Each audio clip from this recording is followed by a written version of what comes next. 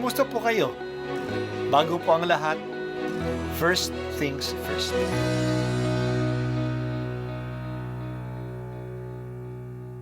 Good morning po. Sinisimulan po natin ngayon ang first things first. At dito po, tinatalakay natin sa unang bahagi ng umaga natin ay ang first readings na binabasa po sa banal na misa. Ito pong tinatalakay natin kasi madalas po kasi marami na tayong alam tungkol sa gospel readings. Pero konti po ang nagsasalita sa first readings.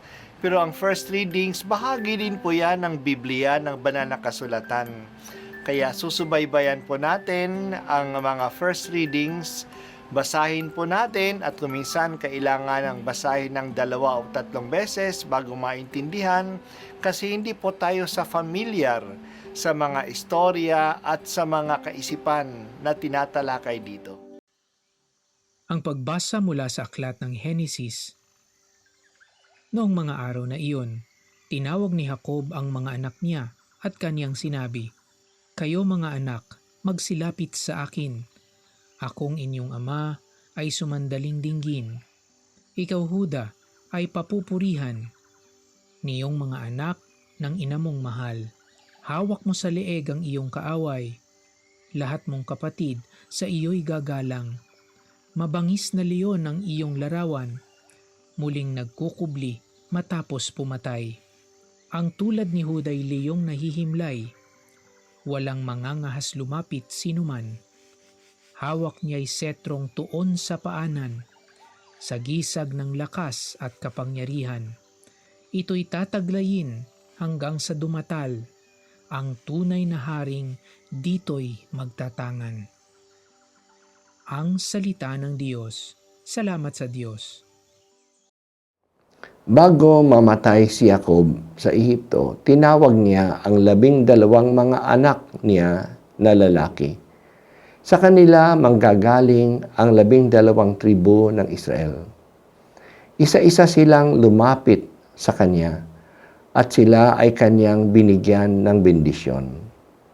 Ang bendisyong ito ay ang kanyang hula at propesiya sa kanilang magiging angkan.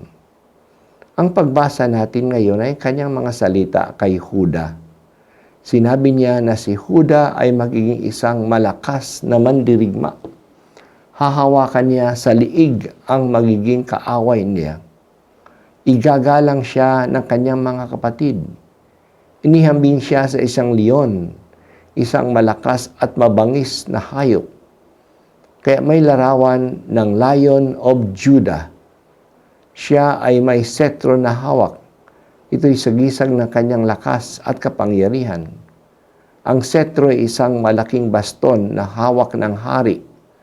Kaya sa kanyang lahi manggagaling ang mga hari ng Israel. Totoo nga ito. Si David ay galing sa lipi ni Huda. At nangako ang Diyos sa kanya na sa kanyang lipi manggagaling ang mga hari ng Israel. At mula din sa kanya manggagaling ang isang maghahari magpakailanman. Naunawaan ito ng mga mag-aaral ng Bible na mula sa lipi ni David manggagaling ang Mesiyas, ang dakilang hari ng Israel. Kaya inaabangan nila ang pagdating ng anak ni David. Kaya sa pagtawag ng bulag na si Bartimeo, na si Jesus ay anak ni David, kinikilala niya na siya ang katuparan ng pangako kay David at pangako kay Huda. Namatay si Jacob ng mga 1,600 years BC. Ang kanyang huling salita kay Huda na isang hula ay nagkaroon ng katuparan pagdating ni Jesus, na siyang nagpatuloy sa paghahari sa lipi ni Huda at magpakailanman. Dahil sa nasa simbang gabi tayo na maraming mga hula at propesiya tungkol sa pagdating ng Mesiyas o ng Kristo ay binabasa na natin. Malapit nang dumating ang katuparan ng mga pangakong yon. Ang pagdating ni Kristo ay hindi lang basta-basta nangyari.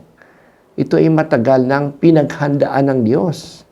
Imagine, mula pa sa panahon ni Jacob, 1,600 years before the coming of Jesus Christ.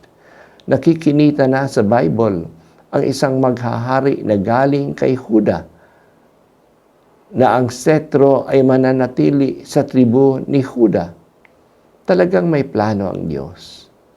Tayo lang na mga tao ay naiinip sa daloy ng kasaysayan ng kaligtasan. Napakakitid kasi ng ating pananaw sa panahon. Pero para sa Diyos, ang 1,000 taon ay para lang isang araw. Kaya hindi mabagal ang Diyos.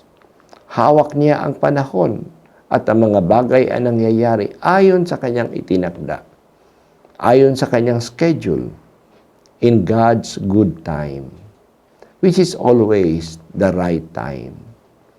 Mayroon ba tayong pasyensya at tiwala sa darating ang God's good time?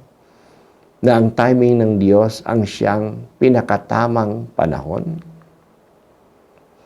O Panginoong Diyos, habang papalapit na ang Pasko, mas lalo sana kaming maging handa.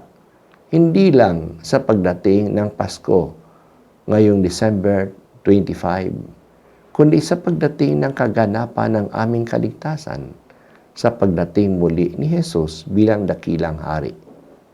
Yamang ito ang aming hinaantay, tulungan mo kaming paghariin siya sa aming buhay. Mangyari nawa ang kanyang kalooban sa amin.